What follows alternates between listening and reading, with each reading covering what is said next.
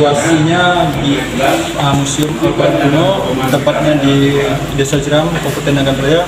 Ini kita bisa melihat langsung kondisi atau Al-Quran kunonya. Ini ada bermacam-macam. Ada mushaf Al-Quran kertas kopi. Ini ada ukurannya lumayan besar, bisa kita lihat langsung.